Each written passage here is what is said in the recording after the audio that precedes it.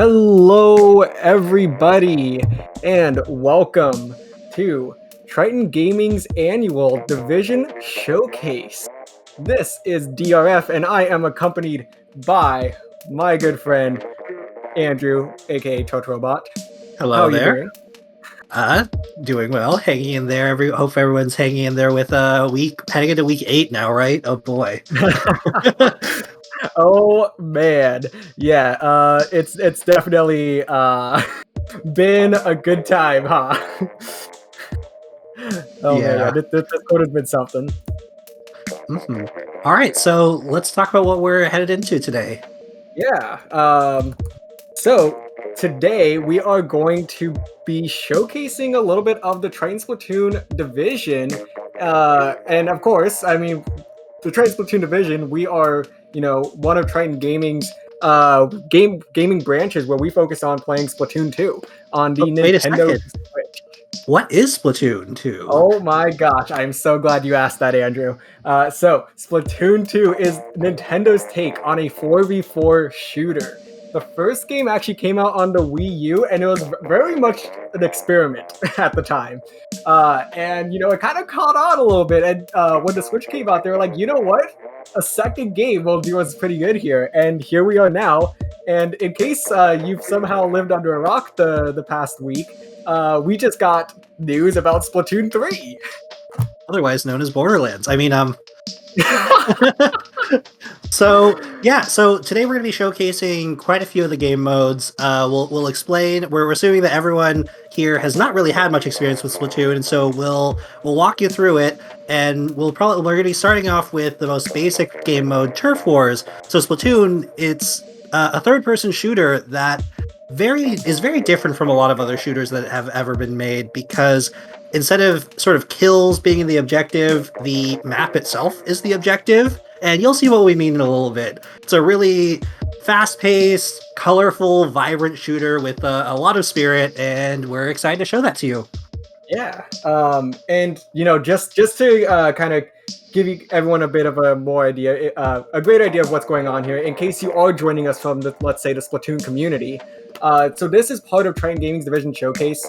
So Triton Gaming is composed of all sorts of different gaming clubs, and it kind of acts as the umbrella organization for them all. And all these games come together for events just like this. So we have other games such as League of Legends, Valorant, Rivals of Aether, Halo, Smash, Osu, and that's just the start of it. So this is going to be our slot here for today for Splatoon 2. So get ready for an hour and a half of, just fun Splatoon shenanigans in the style of a scrim here.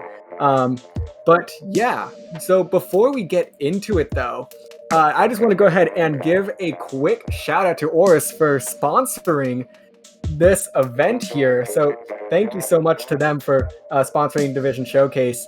And as a quick note here, if you are interested in winning one of several prizes that has been sponsored by Oris, be sure to go to that link you see on screen. And I believe EJ will also be posting it in the chat. So be sure to sign into that link. You must be a active college student. So please sign in with your EDU email when it asks for your email. And after that, go ahead and drop into Triton Gaming's Discord and react to the giveaway bot. We are currently giving away 16 gigs of RGB RAM. So that is going to be the giveaway that is live during our segment here today. Whew. All right. So with all that being said, I think we can probably get started. All right. So let's go ahead and dive into some content here. All right, so here we have the lobby, and then we have a bunch of our friends here for the red team and the blue team set up. So this first mode is called Turf War, and we're gonna be playing on this stage called the Reef, which is kind of the poster stage, the poster child for Splatoon 2, kind of the most basic stage with there's a bridge in the center, there's area underneath, a lot of places to sneak up around and hide. So how do you, what are the rules of Turf War, the most basic game mode? Yeah, so Turf War is going to be what we usually consider the regular mode. It's a very casual mode. Basically, the objective is the entire map. There's a 3-minute timer, and the objective is to paint as much ground as physically possible in that time limit. So once you paint, you can start swimming in that ink, and the opponent can start painting over your own ink. So it's as simple as that. And whoever paints the most turf at the end of 3 minutes is the winner. And this game, I'm not sure exactly which weapons we're going to see, but it actually has quite a few different game or weapon classes that, like, there's the standard shooters, like guns, but there are a lot of other interesting ones. Like there are some snipers. There's interesting like paint buckets, paint rollers. There's even like I don't know, what are some other interesting ones? The blob lobber has God. bouncing balls. There's an inkjet pen, or not an inkjet pen, the ballpoint pen. And then that's just the weapons. There's going to be a bunch of specials as well that we can explain as we go along. So heading into the first turf war, we'll see what our teams decide to roll out with. Yeah. So here we have the alpha squids, who are going to be composed of our good friend Ari, QB, Pixie, and Soul to Sirius. And that's going to be the team in yellow. Then the team in blue is going to be composed of Shucklecopter, who is going by Quack here. Then we have Golden Ball, and Yuko and Kevin. Okay, so with all that being said, here we see you have blue and you have yellow as the two team colors here. Oh, there are some bubbles going around. Really fast paced, only 30 seconds have happened, and you kind of see that yellow seems to have the advantage right now, having more of the map covered. And the teams haven't really started fighting. Oh, the bucket goes down on yellow side. And death timers are pretty short in this game, so kills aren't as much the objective. What it does is it makes it so your opponents can't really be covering the map, so it gives your team a little more breathing room. That's what the main point of going for that is. Golden Ball with the charger here. Yeah, Golden Ball is a very versatile player, as we'll kind of start to see throughout this evening. He can really pick up any weapon that he really wants, and he's pretty good with it. He just got marked by this special, which is the Tenta missiles, which lock onto a player and shoot some missiles from the sky. So there's all sorts of different, like we said, weapons classes, and on the top right, as you're going to be seeing, that's going to be the special meter. So you fill up that meter by just covering ground with your ink. It has to be, like either you have to be covering the opponent's ink or fresh ground in order to fill it up. You can't just be covering your own ink with more of your own ink. It doesn't work that way. But once that is full, all you gotta do is click on that right stick like a button, and it'll activate special. So Quack here, as you can see, there's like 3 bombs on the upper right. That's going to be a bomb rush special. So it's going to allow Quack to just start chucking bunch of bombs. Oh, someone used the bomb rush over there, I think. Yeah, maybe not. Oh, there we go. The bomb rush, throwing a lot of bombs to just cover a lot of area in a short amount of time. You saw that blue here is in danger. That's because yellow has so much of the map covered and has at least 10% more of the map covered than blue does. So blue only has the last 30 seconds, which in the community is often joked about that turf war only comes down to the last 30 seconds. You never know what's going to happen.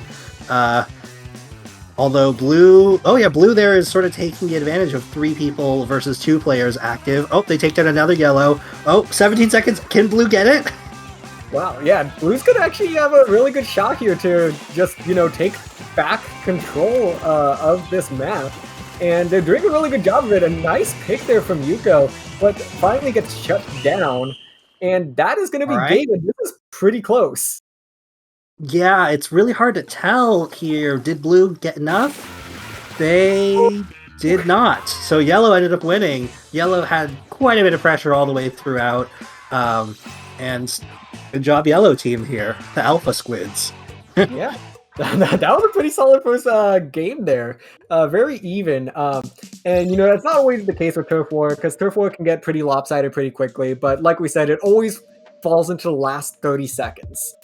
whatever your position is in the last 30 seconds is probably going to define how the rest of the game goes. So it is important to have a bit of a grasp on on basically your opponent, but yeah, it's definitely gonna be a bit tough if, like, in the last 30 seconds you kind of choke it, because then it's actually easy to, come back from something like that. And while that is kind of the game mode that Splatoon is kind of most known for, it isn't really what a lot of the players like playing as much. It is fun, but it oftentimes can feel frustrating losing your huge advantage just in the last 10 seconds. So, next we're going into this stage called Fancy Spew. You notice how it says Splatfest. Splatfests were these events where you had to pick a side and play to build up points for your team. So there were things like, what are examples? There was, in the holiday spirit, Naughty versus Nice, and for Halloween there was Trick versus Treat. What were other ones? Pancakes versus Waffles, Ketchup versus Mayo. In the first game there was also randomly like Patrick versus SpongeBob, so interesting. Yeah, there were some interesting themed ones. So I know we were talking about, like, Turf War isn't, kind of a super popular mode, but that's mostly in the Western scene. Because if you look at the Japanese scene for this game, Turf War gets really competitive, and they've also had some really crazy Splatfests as well, where they were like actually like sponsored Splatfests. Oh yeah, that's so true. That it's this game is widely popular in Japan. Like they even the sort of spirit of the game and the atmosphere and in universe, like music is a really central thing to this. And I've even seen in Japan they've had like hologram concerts just like you'd expect for like Hatsune Miku. It's great. Oh man, yeah. See, I'm trying to find. I know that there was. Oh, man. Yeah, okay. They had, like, Japan had a Splatfest sponsored by Uniqlo, Hello Kitty, Nike, Pocky. Oh, Pocky, that sounds great. I wonder what the Splatfest was for that. So these stages, they're not too different. They aren't used for like the ranked match modes that we're going to be talking about later. But the gimmick for this stage is you see there's the spinner in the center that's covering one side in blue and one side in orange, so it's constantly refreshing it. That does count towards the final points at the end, and it also leads to a giant area in the center to fight around.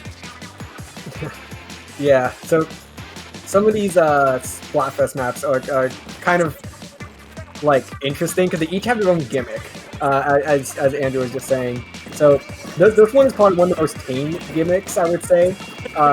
It's the spinner doesn't really have much of an effect until about the last 15 seconds when it actually stops moving. But otherwise, it does give someone like Golden Ball here an opportunity to, take a ride on the spinner and, try to shoot your opponents down as you're going around in circles. And it looks pretty early on that blue seems to have pressure. You can see that the blue team is kind of going forward and advancing onto the orange side, but orange is only starting to kind of make it. However, orange took down a bunch of blue members, so they actually have the opportunity to advance at this point. Yeah, and this is definitely going to, like I said, it's going to work out in their favor right now, as we now see the danger sign coming out. So the danger sign up top left going to be indicating that there is a greater than 15% differential between these two teams in how much turf they think. And obviously, well, because it's one thing I've learned from playing Splatoon is it's really hard to estimate who's winning just from looking at this overhead here. I mean, right now it's pretty... Well, actually, it's not even that clear, because there's some orange on the blue side, some blue on the orange side. It's really hard. So that danger sign is really the only indication you get in terms of, oh no, we need to hurry up. Yeah. Here, one thing that I guess we haven't talked too much about is the ability to swim in your own team's ink. There's a stealth aspect of Splatoon that's also just really interesting, where if you're in the opponent's colored ink, you move more slowly. You can't go from into squid form. I guess the marketing for the first game was you're a kid now, you're a squid now. And so You can sort of stealthily swim if you're swimming in your ink, which adds another layer of really interesting maneuvering in this game. Oh yeah, most definitely. And we're now heading into these final 30 seconds, and it looks like this is a pretty even match right now. So that spinner is going to be stopping very shortly here.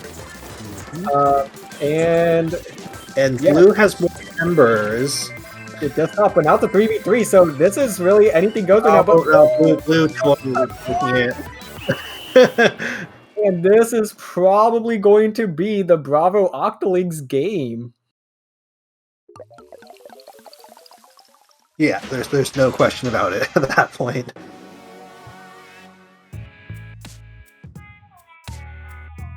Well, congrats to the Bravo Octolings. All right.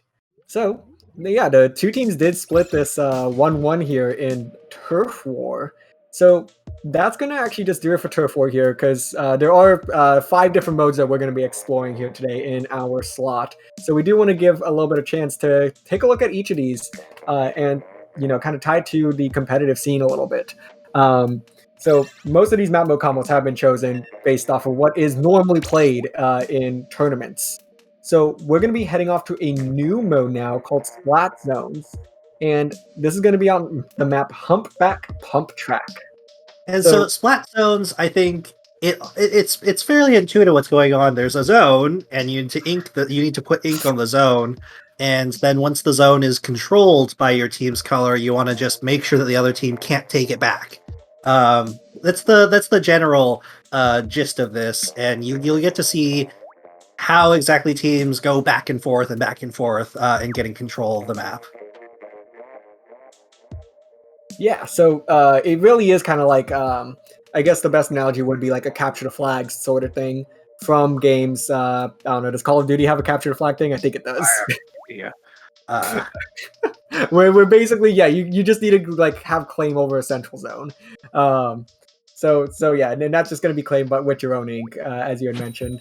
So here we go. We're going to go ahead and dive right into this. So Humpback Pump Track being a pretty interesting map in that it is kind of like this sort of, skate park type thing, where, I don't know, it's like a track, but there's also a lot of just curvy edges, and it makes it a kind of an interesting dynamic because of how much slope there is.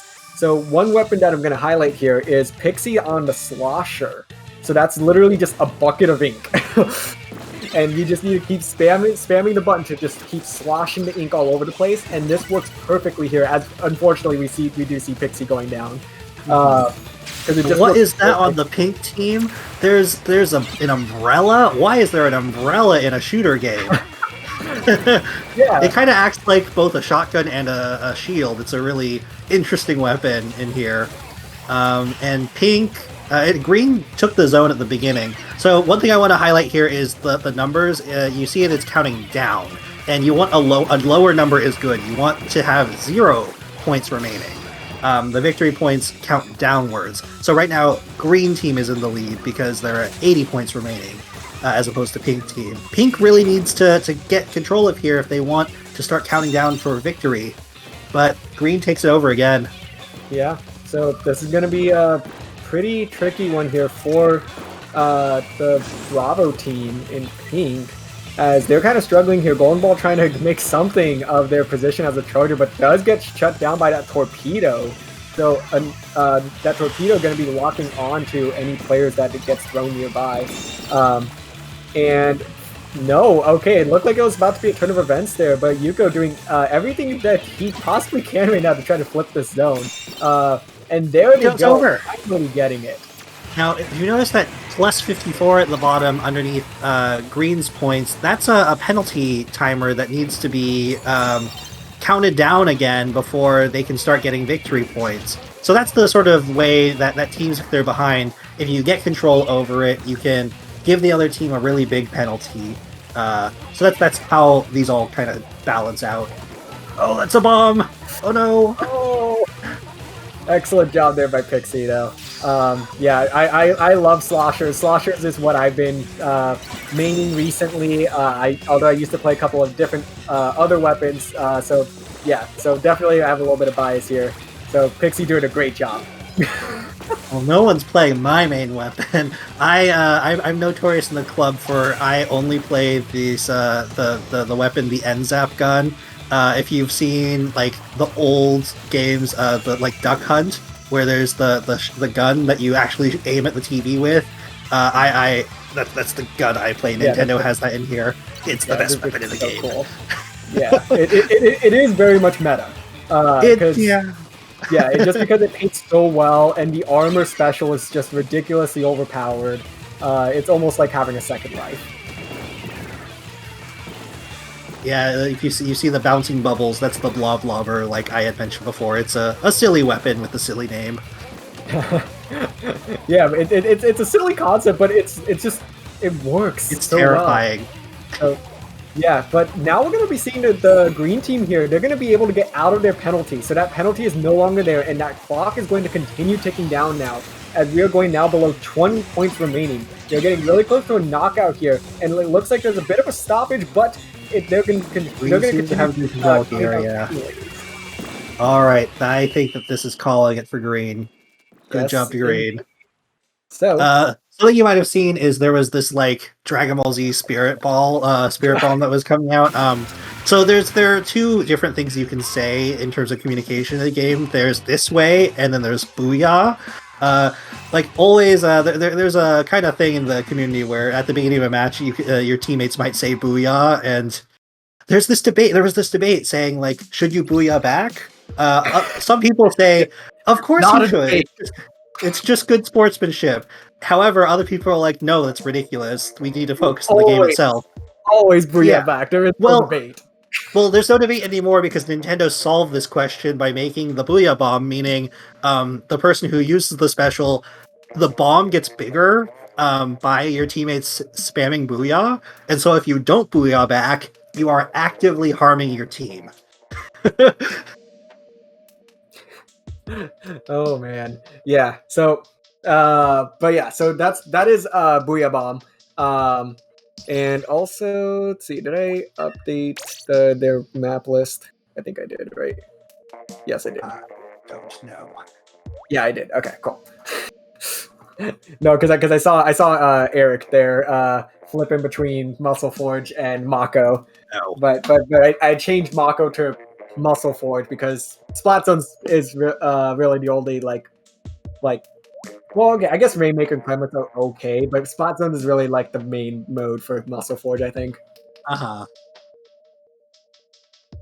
So I mean, so I guess one thing I want to bring up though is the reason why we're talking about the specific game and map combinations is every single map is slightly tweaked depending on which game mode it is, and so at the competitive level, people actually kind of need to be aware of the small differences between what the layout of the map is for the particular mode. And some of these modes are not well designed for some of the game modes, or some of these maps aren't well designed for some of the game modes, and are much better balanced against other game modes.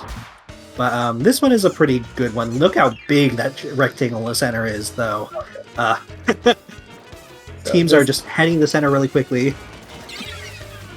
Yeah, so definitely a couple of interesting comps coming out here. So we do see the NZAP making its appearance here. Hooray on orange team. The NZAP is that gray gun that you shoot ducks with.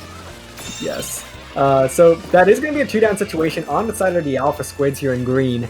So this is going to be a great opportunity now for Bravo team in orange to, start ticking away at this scoreboard. And they're doing a really good job of holding their position here. They do get a pick on that junior, which is going to definitely slow things down, as the junior is probably one of their prime painters here. Seeing the roller, your life flash before your eyes as you get squished by a roller. Terrifying. Yeah, Ari at least it's not a dynamo. Ari is such a good roller player. Like, it is insane how good Ari is with that carbon roller. So much kudos to him. Yeah. And okay, it went over and changed control from green to orange again, and so this is already a pretty even match. QB playing this is the Splatling gun, the play on words with the Gatling gun, where you charge it up and then it's really, really strong. and really long range and heavy hitting. So There's that bomb. It's a gun that can sort of stand in the back and provide a lot of cover for your team. But Green was unable to switch control over until now, exactly as I say it, commentator's curse, I suppose. There's no escaping the commentator's curse. No matter what you say, the opposite's going to happen. So, which is why I'm going to say, wow, Pixie with that slosher that I love so much is going to die.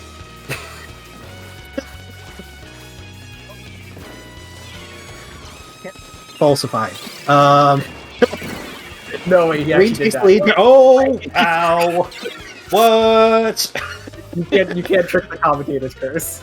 Okay, that was really impressive on Orange side, completely wiping Green out, so they can take it over, and they should be cruising right here to get the lead coming up.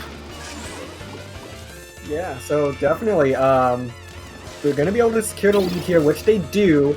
So Yuko rocking that end zap, so it's actually a little bit different for Yuko. Not what he normally plays, but definitely something he's been experimenting a little bit more with.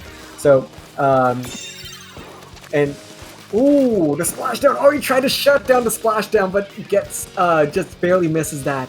So now Alpha is in control. They're going to be able to get pretty close to getting out of this penalty, but not quite before. There we go. Okay, switch over. It's such a back and forth match. Splat Zones tends to be like this, and that's partly why it often is considered just a more balanced game. It can be frustrating because of how back and forth it goes. It can feel really chaotic in the moment. Yeah, absolutely. And it's it is very balanced because, the zone's always going to be in the center. So even if you do have to play up, sometimes, playing up, the positioning isn't as good to, try to spawn camp. So therefore, it can make for a good opportunity to try to get back into this game. So it does really depend on the map, like we do say. But it's definitely a very well balanced because the objective always stays in the center. And I don't think we selected any maps that have two different zones, but those are also a nightmare for me, where your team has to have control of two separate zones that are spaced apart in order to have it count. That can also be a lot to keep track of. Oh, another mechanic that you kind of just saw a squid, like a chemtrail, jumping up, and they were jumping back to their base. One other mechanic that's interesting in this game is you can super jump to your allies, or you can super jump to your base if you need to escape. And that allows teams to get a lot of pressure and just get back into the fight by having their teammates, well, ideally be in a safe spot to jump to. That doesn't usually happen, though. Okay, it looks like we're counting down. Can Orange get? Nope, Orange can't. So, yeah, that was a very back and forth 4 minutes, really. And, both teams managed to get significant points on the scoreboard here. Before having the other team turn it over to their side. So very much a lot of back and forth before finally the Alpha team finally got a grasp on it there, got a couple of crucial kills, and managed to ride the rest of the zone out into the knockout.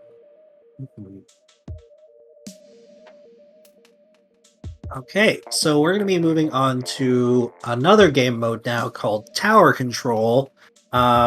This is one where there's this tower in the center of the map, and you want to move it. It slowly moves towards the enemy team's base, and you want to move it as far as you can. But you have to stay on it, so the other teammates know the other team knows where they need to be aiming at. You end up being pretty vulnerable, and so it can be really tricky to get that done. Yeah, definitely. So you chose Wahoo for this? What? Wahoo Tower Control is a good map mode combo. This is like a super stressful combo. I think it's a pretty balanced map mode combo. I don't know. A lot of people like to hate on Wahoo World. I like the map personally. I think it's a really fun map to play on. So balance is one thing. Like heart attack inducing is another. So Wahoo World is gonna be is one of my favorite maps just from a design standpoint. Uh, so even though there all these maps are radially symmetrical for the most part, with one exception, which we might get a chance to see later on, depending on how fast we get through a lot of these matches. But this one is very just everything's based off of circles literally, because a lot of times it's mostly like rectangular theme, even though it's radially symmetrical it's still rectangular, but this one is just a nice, everything's rounded edges, and it's a very different design, and it's all set like in this theme park. Booyah's coming out from the orange side. Can we get some booyahs in the chat? Oh man. Oh wow, very scrappy match right out of the gate. 20 seconds in, and it's already down to a 2v2 situation. And so this one is different from the splat zones like we were talking about because like getting control of that center is useful, but that's not going to get you any points. So you need to both get control and stay alive while you push.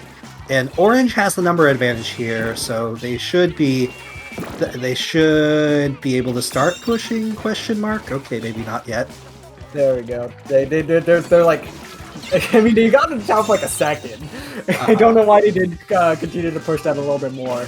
But I guess 1 point is good enough for the lead. As they finally start to get on that tower and ride us out to the first checkpoint.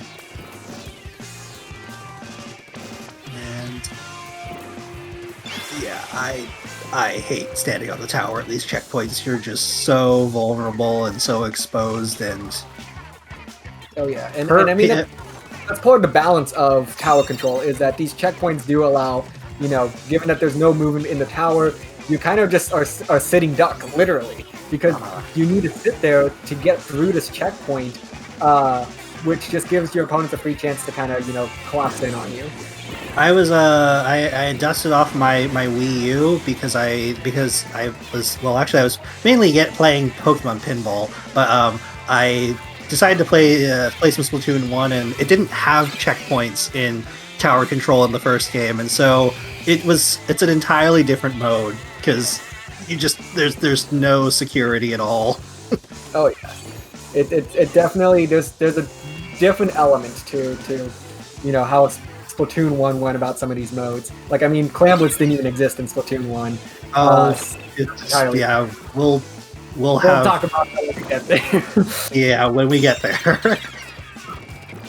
But Yuko here gonna be riding the tower, so it is they do have one person down on the side of Alpha Squid. Make that 2 now, as Yuko's gonna end up dropping. Unfortunately not gonna be able to get back on that tower right now. And it does look like one of his teammates does get on the tower and they're gonna manage to push it to the first checkpoint, but not much further than that. Bombs flying everywhere. Yeah, you can see that Yuko knows that he has to retreat because his teammates were down, which gives Orange a chance to push back, get it, reset it to center. Maybe. Well, they're probably not going to get points because. So with tower control, with all the ranked modes, you want again the number of points remaining to be 0, and so what it counts is the closest the closest you've gotten to 0. So in order to get even closer to victory, Orange has to push it all the way to that second checkpoint and then clear that. So it's going to be really hard to do that. They have to go quite a bit of distance, giving Purple a lot of opportunity to stop them. And it does look like that the Bravo team is going to get a really good shot here. Oh no, and as I say that, 3 members go down. Oh, I'm so sorry about stop talking. No, don't stop talking. That makes my job difficult.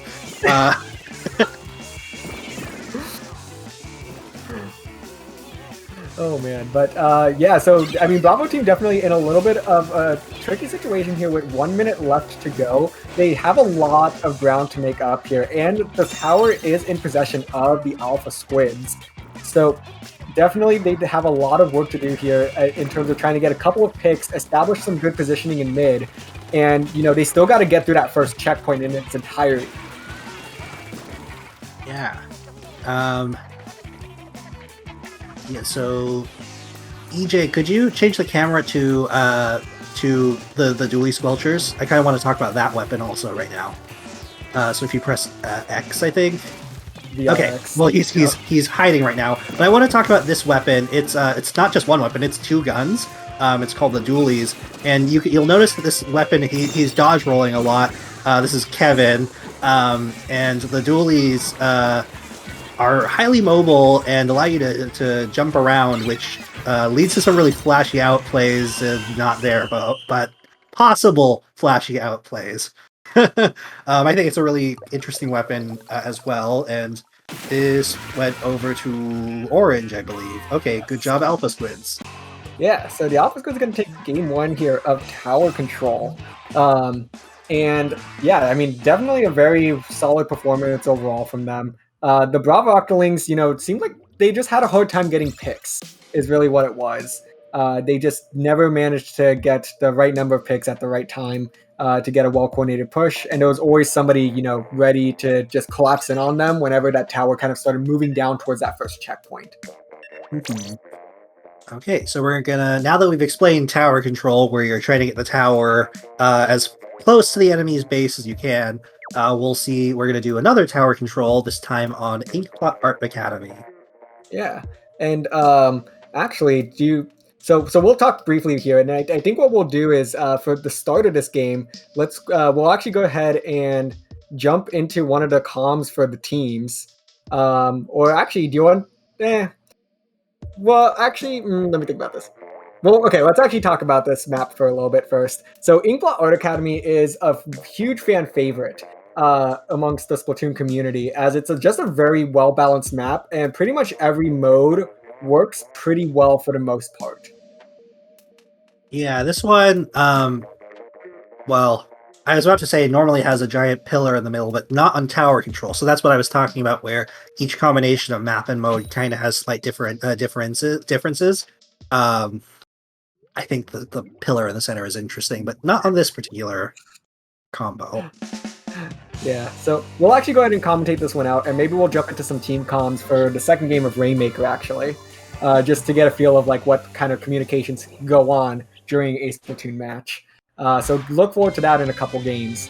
But here we are, game 2 of Tower Control on Inkblot Art Academy. So Ouya's coming out. Ouya's coming out here, yep, as always. And a couple of fun picks here. Definitely, I think this might be the first time we're seeing the ink brush today. On the Art Academy, fitting. So right now the weapon that's being highlighted by the camera is this blaster style weapon, which uses a lot of ink and has a really slow fire rate, but basically one-shots. It is the bane of my existence.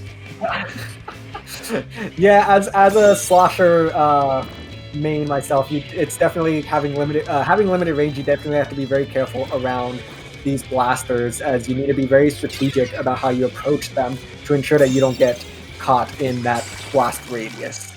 Kind of surprised that Eric isn't playing Blob Blobber on this map. I'm a little bit surprised as well. I think Yuko is definitely trying to diversify their weapon selection a little bit. Okay.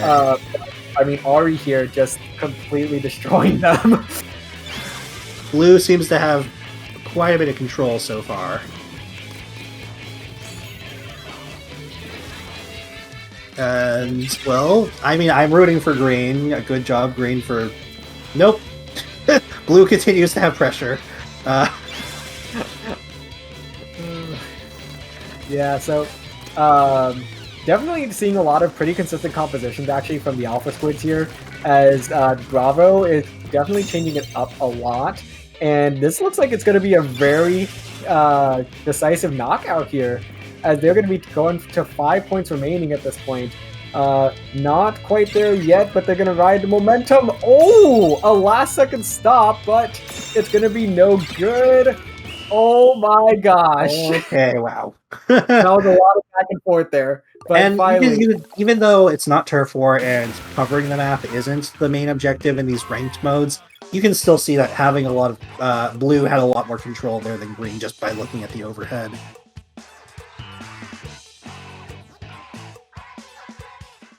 all right. Okay, so now we're going to be heading off to... That was tower control, so we've looked at Turf War. we've looked at splat zones, and then we've looked at tower control. Next up is this mode called Rainmaker. So in this mode, there's this weapon called, well, the Rainmaker. It's this really, really strong weapon. However, you have slower move speed, you're glowing, so the enemies always know where you're at. And so it's easy for you to get caught out. But it's a powerful weapon that does a lot of area damage. So this is it's like tower control. You're trying to get to the enemy's base, but you're trying to carry the Rainmaker there. This is my favorite mode. It's often not very popular in the community, though. Oh well. Yeah, like we said, Splatoons is usually what's considered like the main mode in competitive. But I mean, everyone does have their favorites and whatnot. I actually disagree with that. Well, at least in the U.S. or at least in the Western scene, you kind of have to be good at all the game modes in order to, because every tournament you're required. Normally every tournament you're swapping game modes every single match. So you kind of have to be good at all of them, which is hard. But it's just that in Western competitive tournaments, you do see there is a slight favor to splat zones in that there are more acceptable map mode combos, and usually if there's going to be an uneven amount of a certain mode appearing, splat zones is the main one that's going to be kind of getting priority. Oh, I guess one thing important I didn't mention yet is also the Rainmaker is protected by this barrier that has to be popped, and you saw this really big explosion right there. So that it's really advantageous for teams to rush to the center to try to pop the barrier. And Green was able to pop the barrier initially, so they got a lot of area. And because they have a lot of pressure here, Bravo's Octolings are able to push forward with the Rainmaker and move closer to the base. Yeah, and pretty much like, just moving forward is going to bring down that timer there.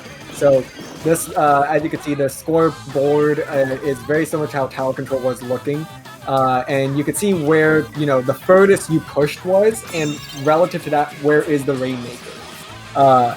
So now that's going to be the end of the push here for Bravo team in green. So an excellent first push there. They got a lot of crucial kills, but now we do see 2 members down on the side of Bravo.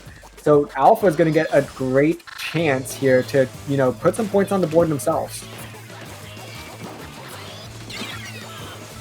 Oh, that was a decent push.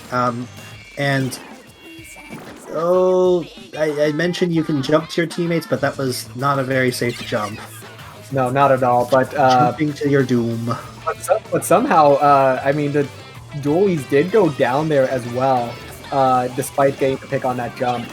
So now Bravo's going to get another chance here. And the Stingray coming out. This is the first time we're seeing the Stingray today, I think. A global beam global beam of terror. Yes. Yeah, it's literally just a giant laser that shoots through everything. And it does damage as long as you're in the raid's radius.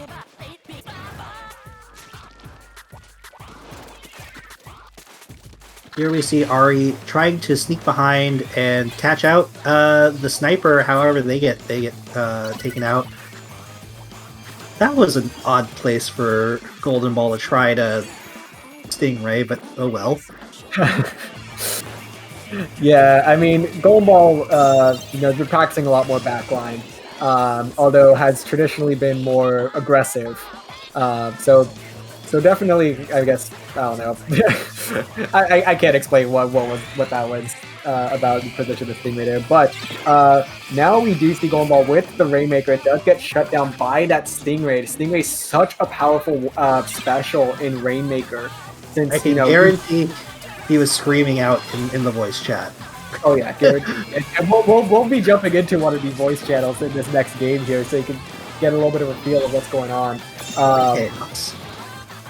Yeah, so they do actually Bravo team does put some more points on the board, but this might be the end of the push. No, they do actually get the pop there, actually, and are able to pick up the Rainmaker and push it about another 7 points before getting shut down. Because of the ability to jump from your base when you respawn to one of your teammates, so long as one teammate is safe, you can jump to them and continue the aggression. However, good job on Alpha for shutting that down. Now they have a chance to push.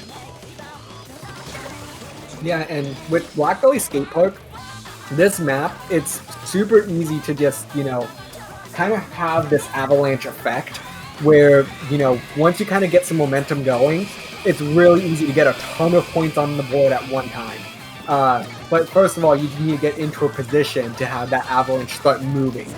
So right now, that's going to need to be a couple of crucial picks from Alpha, but 2 members do go down, make that 3, and I think that's actually a full wipe now on the side of Alpha.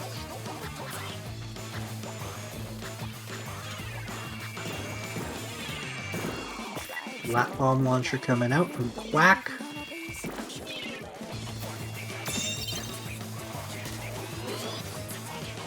So Bravo now going to be picking up that Rainmaker. Only once 35 seconds left. So they can try to camp this one out, although this is a really tricky map to do that. So definitely not going to be in their favor to try to hold out on this Rainmaker with so much time left. But they do really need to play a lot of good defense around this Rainmaker, as we see Kevin here with these everywhere. So much pressure and not letting the other team get out of their base. Okay, if Bravo can hold on to this for 10 more seconds, well, they'll just secure. But since there's time left, Purple was able to go into overtime to give them one last chance. If the Rainmaker goes down at this point, then it's game over for them. Yeah, so they're going to get one last possession here, and they are in a good position to put some points on the board. They're going to get close at the very least, and 3 picks! That is absolutely crucial. Wow. The problem is the only one left up at this point. And, do they get the lead? Yes, they got it! Oh, what a comeback. Wow, an excellent comeback there from the Alpha Squids to take this game. Very, very impressive effort there. So, much credit to them for pulling that off and taking a 6-1 lead here. So I really thought this was going to be Bravo's game, and it was their game to lose, but just a couple of crucial picks there as Alpha takes it coast to coast. All right. So now we're going into Rainmaker on Piranha Pit. Yes. So I guess just a couple quick words on Piranha Pit. It's definitely we're going to be seeing a very open map here, and we're going to also be seeing a new gimmick with like some ramps coming into play and some conveyor belts. So, which for the most part, you'll kind of see how those go into play here very soon. So actually, EJ, go ahead and not ready up, because what we'll go ahead and do is we'll jump into the call of Alpha Team and go and see what's up with them going into this match. Okay, so let's hop in there. Hello. Hello. Hi. You guys are currently on stream. So how's it going, guys? Good. Yeah, well. Yes. So what are your thoughts for what you're gonna try this match in terms of team comp and weapons? We're really mixing it up. Okay, what does that mean? We Well, went we're from sticking with like the same. there was like the custom heavy splatling, and now it's like the silver one. Yeah. And We've basically been on the same. junior to the regular junior. All right. Well, that was incredibly informative. I think we'll hang out here, and then we can go ahead and mute ourselves and let you all play this match, so you can hear so the stream can hear what the comms are like. Okay. Okay.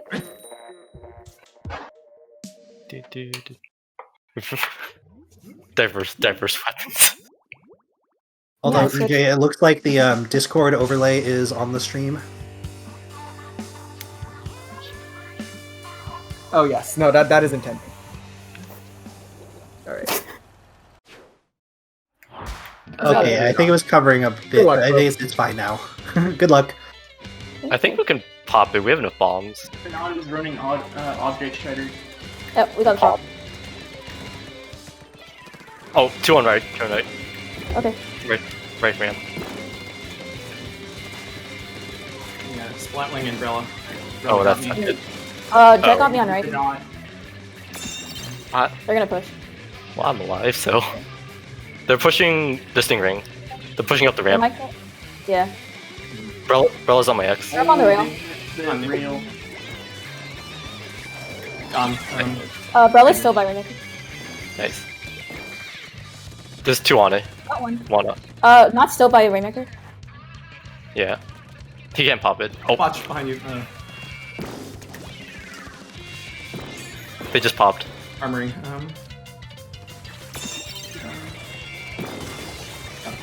Got Brian. Nice. The balling in. Ball is almost dead. Yeah, All Brella of it. and Rainmaker. Okay. Oh, I missed. In our Nice. spawn. We're all good. They're all respawn, yeah. Should we reset? We can reset. Alright. Just paint up mid. Oh, I meant just jumping like. in Okay, yeah. I'm missing this Stingray. There's 3 on the right side. I have One in mid. 3 on the right side, 3 right ramp. Okay. Brella left. Squelcher's right. He's Two weak. on the Got it. left Nice. here. The ball in. Watch out, baller. Armory. Got Brella. Nice. Jet right. Got. Okay. Nice. Last one not. What's this? Where are they? Right side, I right have there. Stingray. I can Stingray. You can push some. I'll grab it. I'll grab it. Okay. I'm missing up top. Okay. One's going far left and 2 on the top right. Got one. Okay. I have bombs to insta pop. I'm gonna go because they're Stingray in here. Oh, sorry. Oh, L3's behind. L3 behind. Right side. Nice, nice, nice. You can push this. Oh, the I'll Brella. grab it. Got the Brella. I'm jumping it. Got the knot. Nice. Yep. Can we get lead? Just push a little bit. I'll lead. Yeah. Yes. Yep, nice, That's nice, all. nice, nice. All down. All down. Go, go, go. Woo! Ah. Nice. Oof.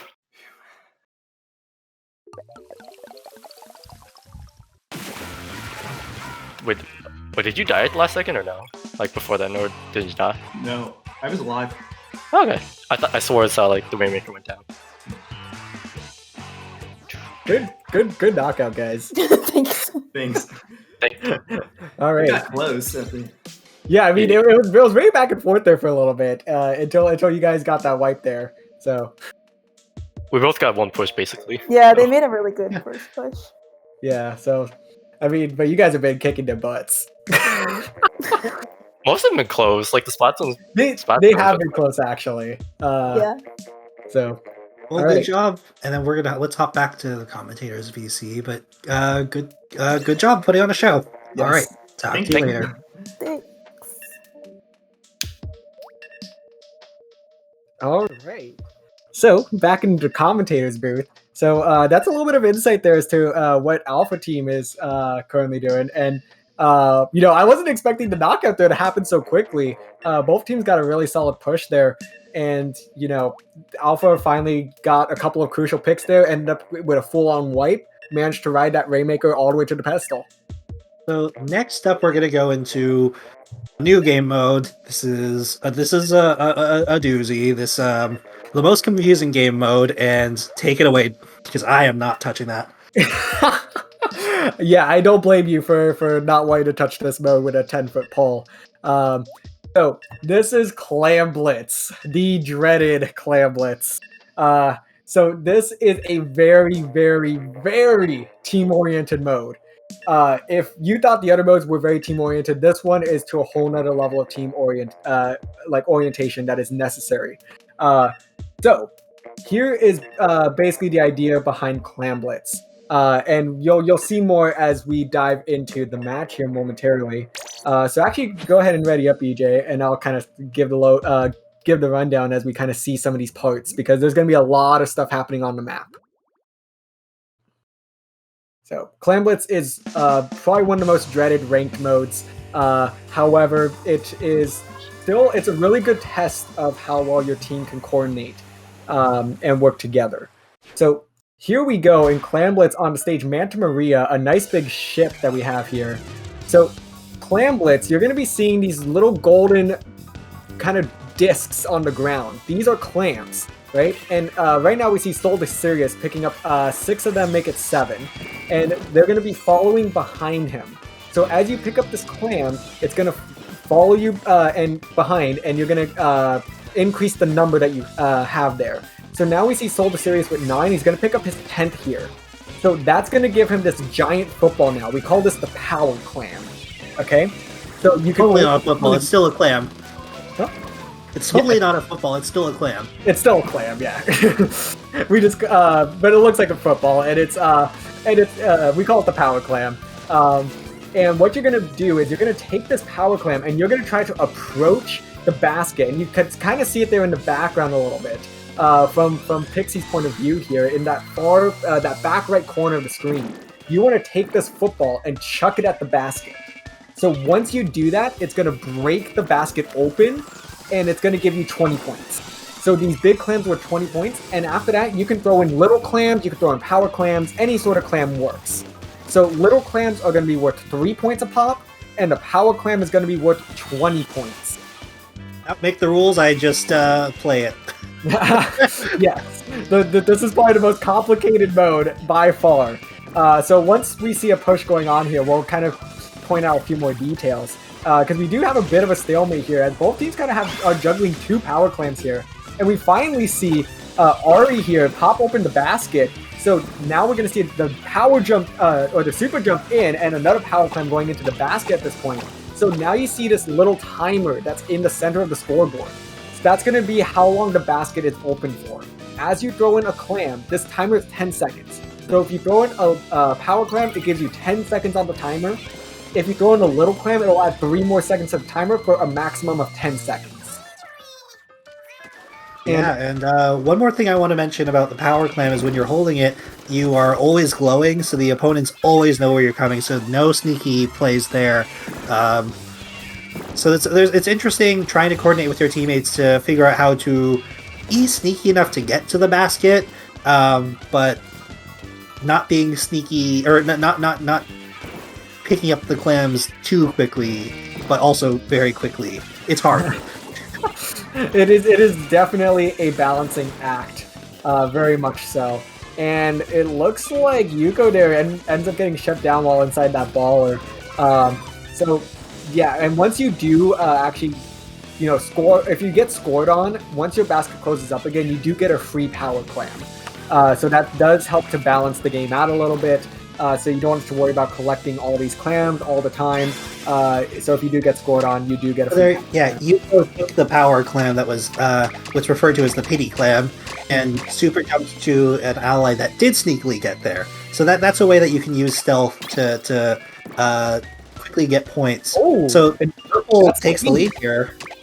You see in the left, I was going to say someone had a power clam over there ready to try to score, but nope. So yeah. Bravo keeps going. Yeah, Bravo's still hanging in here with this basket, keeping it open. And they're gonna be 1 clam shy of winning this. Actually, no, they do have just enough. And there it is. Wow, they get the comeback. Well, I mean, it wasn't much of a comeback. They're still pretty early in the match, but they knocked out in just 1 push. That is really hard to do, honestly. That was very impressive, to be honest. Yeah, because you don't see a whole lot of 100 clam pushes, because they scored all 100 clams in that 1 basket opening. 100 points, not 100 clams. That sounds like a nightmare. Yeah, sorry. Yes, 100 points with the clams. So excellent job to Bravo team there for getting another point on the board. And that push was all started by Yuko there. So a very, very very well done job. There we go. So yes. So now we're going to do another clam blitz. On Mako Mart. So I guess really quickly, Mako Mart is probably the map for competitive in terms of like every mode is good here. And let's see. So what we'll actually do here, and you'll kind of see it. It's a very just nice map. Oh shoot! I wanted to jump into the Geisel's communications. We'll jump into on the next game. But yeah, so we'll go and hang out here now. We'll commentate through this one because Clamblitz is a very, very confusing mode when you're first playing. A lot of people, honestly like play it a couple times and they never really get out of the C ranks because it's just so confusing to grasp when you're first playing it. I'm still confused. No, it's just a lot of moving parts, and also when you die, you lose all the clams, so you have to stay alive, and it gets really hard to just maintain that pressure. It's just unlike any other game mode. Yeah, it really is. It's like this weird like basketball, like football variation. Like I don't know. It's weird. It's just such a weird map, or such a weird mode. But I also don't know why they use footballs because like it doesn't very much play that much like football. Yeah, and it's definitely more like basketball to be honest. But like. If you had to score all your points at once. Yeah, if you had to score as many points as you possibly could. It's like an arcade machine basketball. You put it like that. You need a power clam, and once you get that power clam, that's your token for the machine. And once you put it in, you get those 10 seconds to shoot as many shots as possible. That push right there by Bravo was pretty solid. They didn't get the knockout, but it's going to be really hard to score. We've talked about how hard it is to do that. However, Bravo's done an excellent job of doing really high scores right now. Oh yeah. So, yeah. Because with Clamblitz, a lot of times these games can be very slow moving, but these teams right now are playing pedal to the metal right now, and just an insane like onslaught of scoring, just point after point non-stop. So both teams are, really playing very aggressive and trying to knock off as many points as possible. Because a lot of times, you won't see a score this, I guess, low in terms of points remaining this early into the match. A lot of times you might get 4 minutes in and nobody scored yet. And something you might see in some of these... I've encountered this before, where if neither team scores by the end of the 5 minutes, it just goes to overtime until a team scores, and it just has this siren going until somebody scores, and it is stressful. Yeah, and then I believe it's 5 minutes of overtime or something like that. Before, I don't even know. before it actually just randomly picks a winner. So there is a limit to the overtime. It doesn't feel like there is. It feels like eternity. Any interesting weapons to comment on right now? I think we've seen most of these weapons before, so not much to say, I don't think. Oh wait, is that a bamboo? Okay, let's talk about the bamboo then. The second weapon on on Pink's side is the Bamboozler, and it's technically a sniper, but it's a short-range sniper that has a really short charge time. So it doesn't really play like you'd expect a sniper class. You'd expect them to be like very patient and methodical. I mean, I guess you kind of still need to be methodical with bamboo. However, you kind of just jump in their face and shoot them with a bamboo. Yeah, no, definitely. I get that. That's a way to put it. Yeah, bamboo is a very fun weapon. So there's people that live and die by the bamboo. It's the Bamboozler propaganda. Bamboozler propaganda. There's a very thriving community with really interesting novelty Twitter accounts. It's great. Oh yeah. Well, Splatoon Twitter is a thing of beauty, but also slightly concerning in other aspects that we won't get into. This match has gotten pretty close. It's going to be hard for Green to take the lead, but it's completely doable. With 1 minute remaining, teams are kind of panicking.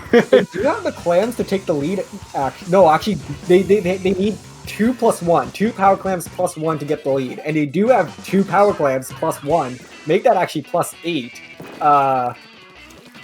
And they'll have overtime, so yeah, we'll have overtime here. It's not exactly just 15 seconds. This is a mode where you really do want to be coordinating your team's specials. And, they... Okay! abrupt end. 3 power clams to finish off the match to clean out their penalty and get the clean knockout. That's gotta hurt. All right. I think we do need to let them know what maps they're going to be playing after Yeah, this. I put it into UCSD announcements, so hopefully they see that. Okay. So I gave them some less desirable ones if we had extra time here. So we're going to be heading back to Splat Zones now. So we'll be revisiting a couple of different modes. So unless Eric overthrows what I've put down in the map list.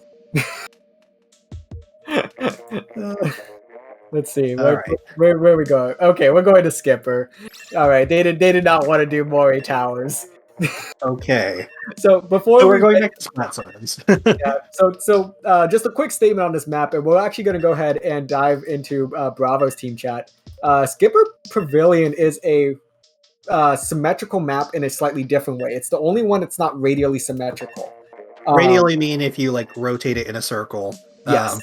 So that makes it so that the map looks identical from either side you're looking at. That's not the case for this one, and that's why it's unique. Exactly. So, but we'll go ahead and dive into Bravo team and take a look at what and see what they have to say heading into this match here. Okay. All right, let's go. Yeah, Blobber's pretty good on this stage. Yes. How you guys doing? Hey. We're doing fine. All right. Cool. Yeah, we're here with the stream. So yeah, going into this match, I guess what's the game plan? What are you guys thinking? Lots of ink and kill. Yeah. trying to kill like. So what kinds of weapons are you working with to try to get that done?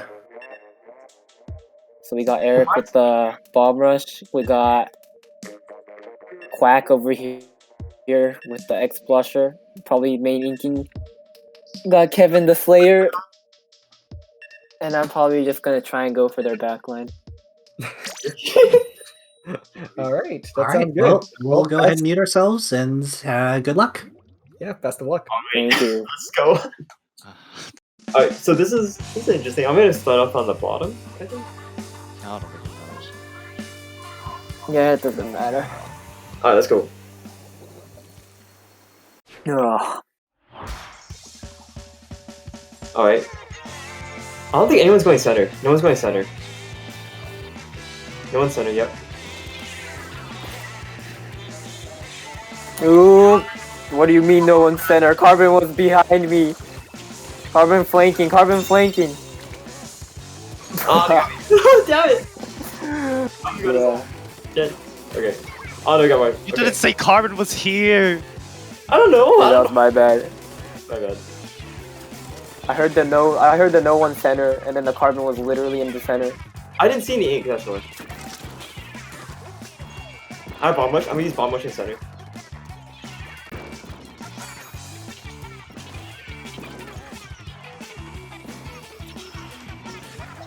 Got Sam. I'm coming from behind. I'm distracting them. Use baller. Can we ink? Can we ink zone? Can we focus inking? Carbon's gonna. Aw, rip. Nice.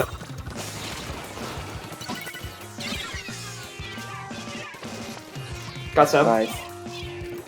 Don't go in. Okay. You have a safe job, I think. There's someone behind us, I think.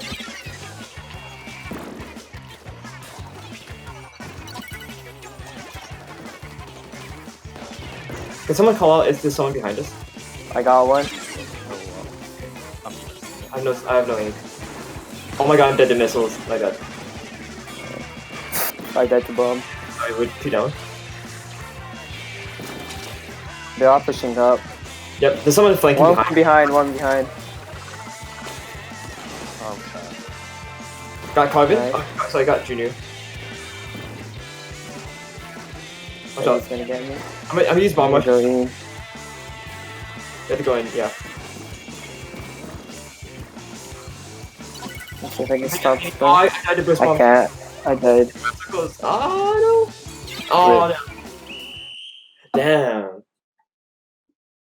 So that was my bad. I called out no one was in the center and then Yeah, it's okay. I like how the times that we jumped into voice comms is when both games ended in like a knockout. Yeah. Where we jumped into alpha, we're like, yeah, we'll stick here for a couple minutes, and then the game ended. We're like, wait. But I mean, you guys were doing really good with a couple of these modes. I mean, that game was probably like a little bit iffy, but Clamlets, you guys played insanely well. And including Rainmaker, they just had a couple of good comebacks on you guys. Yeah, Clamlets has been pretty good overall, I think. All right. Yeah. So I guess we can hop back into commentator, the other voice channel, and yeah. At this point, you kind of can just choose whatever map modes you want, but Yeah. Splatfest? Oh gosh. Splatfest? you want. You're in charge. You have control of the lobby, my friend. All right. Well, we'll hop out. Good luck, and thanks for playing. Thanks for commenting.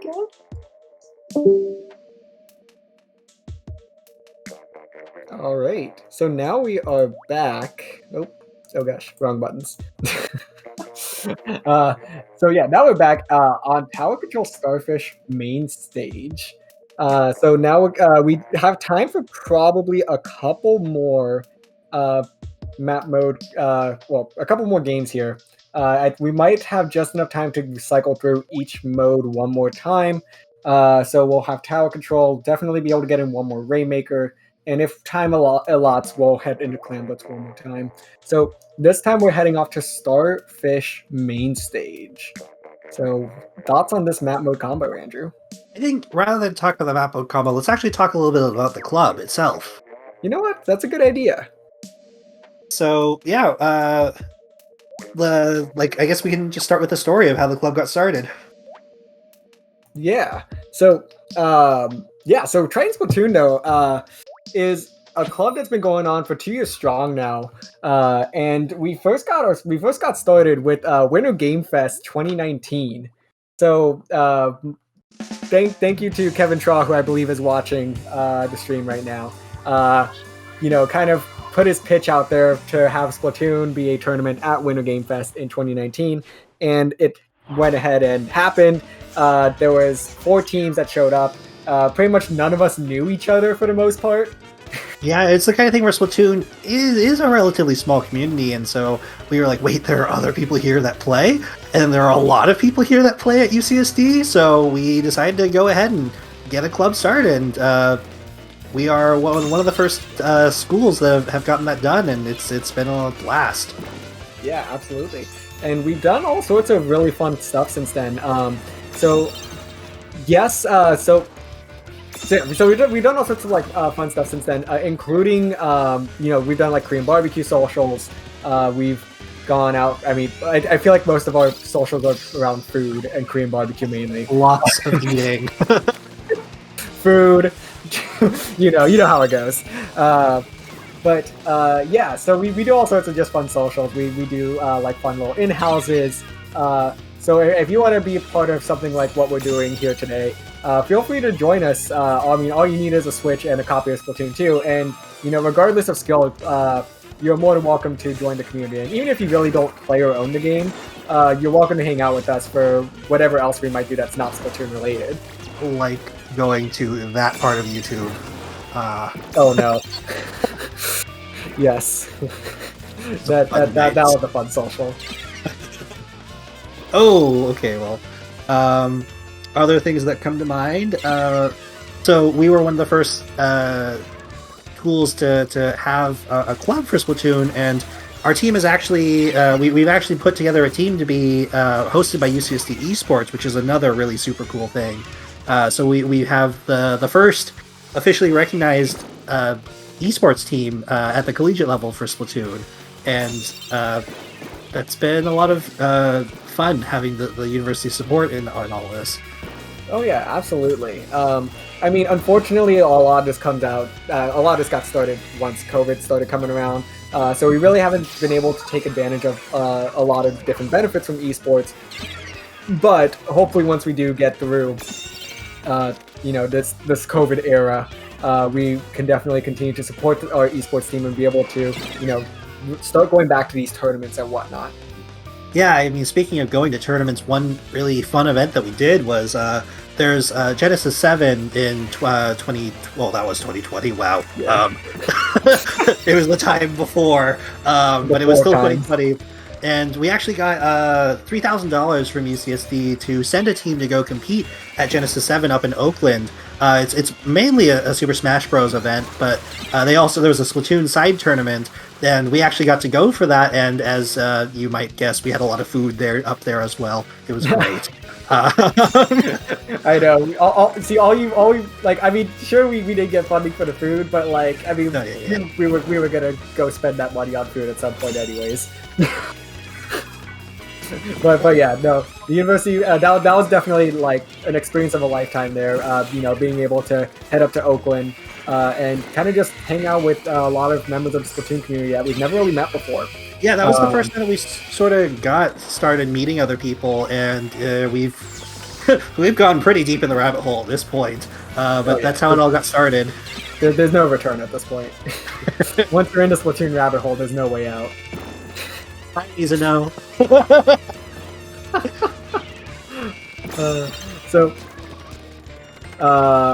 But yeah, so definitely, I mean, we want to continue doing all sorts of these fun things and whatnot. One thing I will throw out there is that there are actually quite a few of us who are graduating this year. So if you are interested in being a greater part of the Splatoon community, definitely reach out to us, because we definitely want to make sure that this club continues even after many of us graduate. Because after, I believe there's like 4 or 5 of us that are going to be departing from UCSD at the end of the school year. Yeah, and then if you're watching this in Splatoon, it seems like a game that I mean, I know it's going back and forth and it's really fast paced and it's a lot to take in at once, but it is a really fun game and I think it's really uniquely designed. I will plug that it is cheaper than most Switch games, and it takes a little bit of practice to learn, but I think it's a game that is really fun even for people. Myself, I had never really played shooter games that much before this, and it's been a ton of fun. So even if you don't own Splatoon, but if it looks like something that'd be cool to pick up, even casually, we'd love to have you join the club. Yeah, exactly. Because just because you play a shooter doesn't mean you have to play it very competitively, like some people in the club do. That's definitely not, kind of a metric at all. So definitely you can play regardless of how casual or how competitive you do want to take this. Look at how beautiful this game is, though. Oh yeah, the art design and everything's so beautiful. And I mean, this overtime push here is a thing of beauty as well. And it continues coast to coast. Nope. But Golden Ball with the tri-slosher doing me proud there and getting a nice wipe to end this match. All right. Do we have time for one more, or should we call it here? I think we should probably go ahead and start wrapping this up, actually. Yeah, because Clambless would probably... There have been knockouts, but that's not the norm. Yeah, so we did get through pretty much just about the estimate of games that I thought we'd get through. So unfortunately, I don't think we're going to have time to go into one more Rainmaker and one more Clamblitz match, which is perfectly fine. These teams have done a great job, putting on a good show for us today and showcasing what Splatoon really is all about. Yeah, so I'll let you get started with your plans for the wind down. Yeah, so I think they're gonna go ahead and keep playing here just for the hell of it. But for us, we're gonna go ahead and start wrapping this up a little bit here. So a couple of notes as we start to conclude our slot here at Triton Gaming's Division Showcase. So first of all, I want to thank everybody that's been hanging out with us here today for the past hour and a half. It's been a lot of fun to kind of just showcase what Splatoon is all about, because a lot of people kind of are like, hey, that's that one, Squid Kid game, right? And yes, it is that one Squid Kid game, but hopefully now it's to anybody who might have been new to the game, this is a lot more, it's a little more comprehensive as to what's going on here. So thank you. Splatoon 3 coming out with Splatoon 3 being announced. Hey, it's as good a time as any to get started and ride the hype train. Because there also literally was a train in the trailer. Yeah, honestly. So I mean, especially since Splatoon 3, like we said, just got announced. This is like the perfect time to like get into the game. So I mean, I know a couple of people that were interested in the game, and now that Splatoon 3's been announced, they're kind of holding off a little bit, and probably until Splatoon 3 does come out.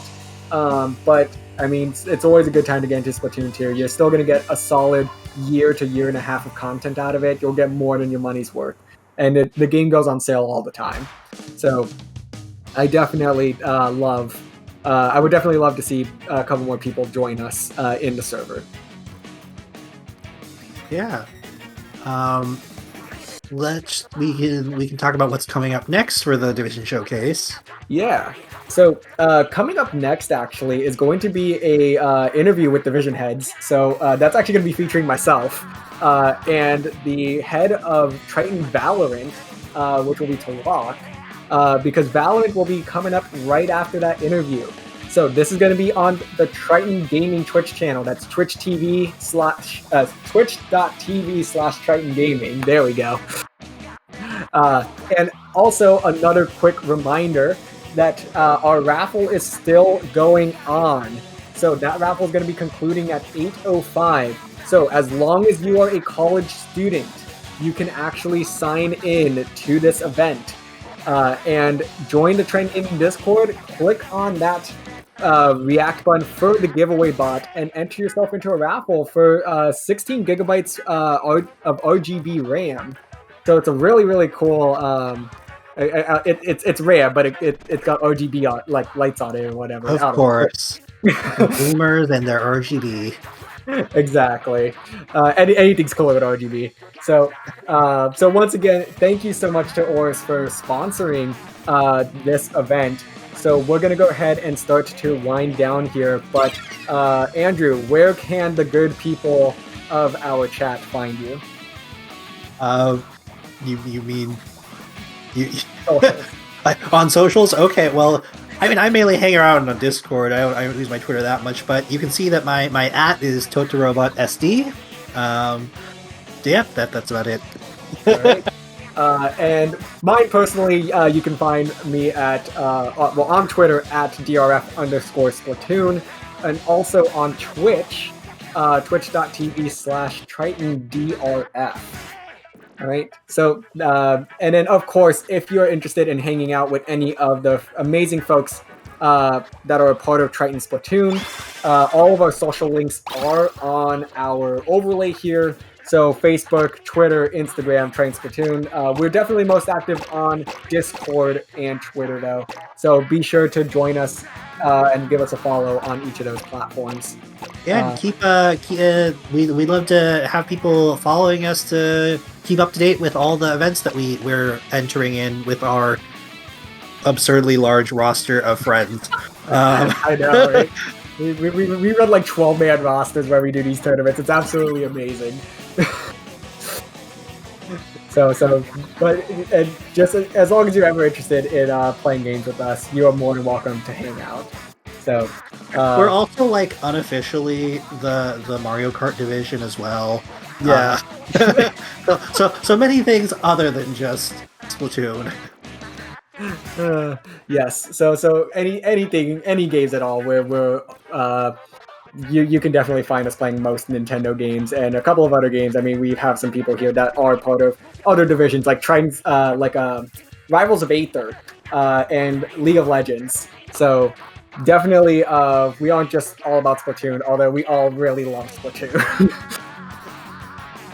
Yeah, we like when Nintendo dropped the trailer, we decided to all get in call and do a frame-by-frame analysis because that was... I mean, I don't think there was really that much hidden in the trailer, but you never know these days. All right. So this is going to be our time, though, as this match is going to go into its last minute here. So Triton Gaming is going to go ahead and start getting set up here for the division interview. So I think I'm not sure are we going to keep this stream going? We can keep this stream going, but then we can, or actually, what is the best way to do this? Probably rating Triton Gaming, TG's Twitch. Okay. So yeah. All right. Yeah, we'll go ahead and get the rate set up. So definitely join us here momentarily as we talk, a little bit more about the org itself and a couple of other divisions that are part of Triton Gaming with our division head interview. So you can just stay right here and stay around, stick around for TG's interview. All right. Thanks for joining us.